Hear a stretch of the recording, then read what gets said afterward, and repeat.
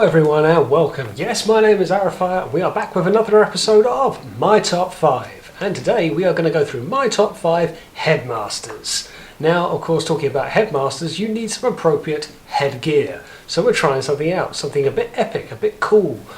Couldn't find that, so this will have to do. No, you look like Jack Sparrow. Anyway, before I was so rudely interrupted, yes, the Headmasters, we all know this from the Rebirth miniseries or Season 4 of the Generation 1 cartoon, where you would see humanoid inhabitants inside a Transformer's head, and then when a Transformer would turn into their alt mode, the human would have their own exosuit that they could freely move around with. It's a very nice concept of a melding of organic and mechanic, and having them fuse together and work together. And there are some memorable moments, to which we'll go through some of them right now. Number 5. Spike and Cerebros. Yes, this is a bit of an interesting one, depending where you get your story from, but in terms of the Generation 1 cartoon, Spike was the mainstay character growing up through the series and really came to the end of his journey in the Rebirth series in that he designed and built the Headmasters. Somehow he was so used to Cybertronian technology that he could understand the inner workings of a Transformer's head. And he fused himself with a brand new character at the time, which was Cerebros, who was a very passive Autobot and had no interest in fighting a war whatsoever. Spike would spend most of his time trying to coerce his partner round, and only it was doing the right thing that would make Cerebros be a very pivotal part of the series, and how Spike and Cerebros would ultimately form the great Fortress Maximus. Of course, if you go into the Transformers comics, Spike and Cerebros didn't really form a part of it, and actually it was the character Galen who would ultimately end up being the humanoid counterpart of Cerebros and ultimately Fortress Maximus. It's interesting how such a pivotal role is different between the TV series and the comic. Number 4. Gort and Highbrow. Now yes, this is a bit of an odd couple, isn't it? But it's quite an interesting one. You have Gort, who is very rugged, a very cool leader of the Nebulan's resistance against the Hive on Nebulos. And Highbrow couldn't be more of a different background. He is the intellectual Autobot to consider himself high above the rest, very highbrow. And then the fact that the two of them got merged together, really because there was nobody else left, was a very interesting pairing of how the two of them would coexist and how their approaches were different. It is the differences that makes this relationship so interesting, and I wish they got a bit more of a speaking role, the pair of them, as one in that cartoon.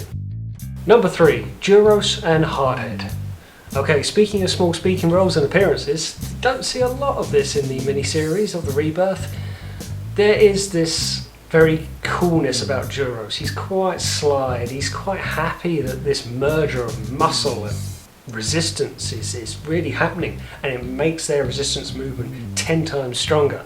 So when there's this attack on the Hive's machines, you see this kind of very strategic attack at first, and then come the end of it, Hardhead's like, and that is where there's quite a nice pairing. Like, think of what we could do with these machines at our disposal. Think of how this is going to turn the tides of it. And that's where this relationship, unlike Gort and Highbrow, is quite similar. They've got very similar smash mouth approach and getting the job done. Number 2. Arcana and Brainstorm. Now this might be a lot of people's particular favourite, but this actually says more about Brainstorm as a character than Arcana.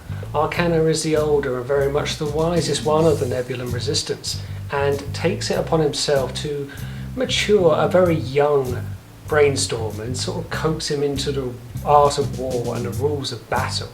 Brainstorm as a character has tremendous ideas throughout all of this, and also can be partly credited for the Headmaster process.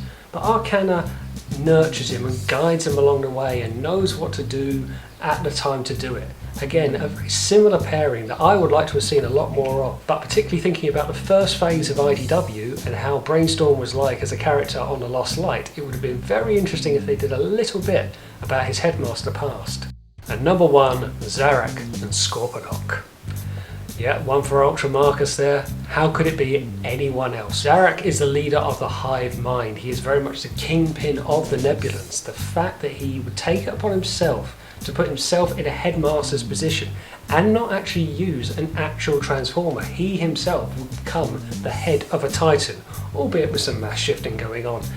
The fact that the other partner was Scorponok, and it's not exactly guaranteed, at least in terms of the cartoon, that Scorponok was of a sentient mind himself? Was it just Zarak controlling a Titan from his own head?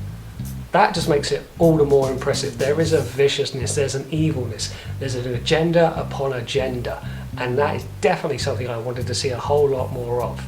And we got the best line at the end of the Transformers series, at least for the US release, as to who the real leader was. We shall see, Galvatron. We shall see.